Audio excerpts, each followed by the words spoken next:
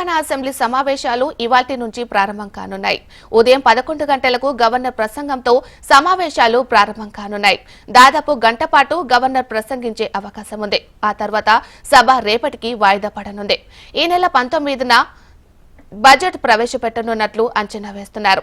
2 వారాల పాటు సభ జరిగే అవకాశాలున్నాయి.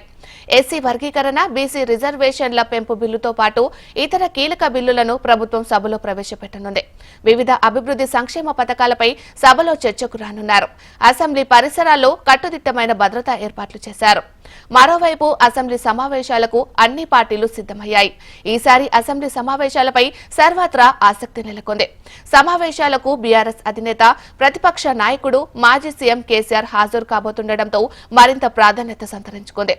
అసెంబ్లీలో ప్రభుత్వాన్ని ఇరకాటంలో పెట్టాలా బీఆర్ఎస్ ప్రతినిధులకు కేసీఆర్ దిశానిర్దేశం చేశారు.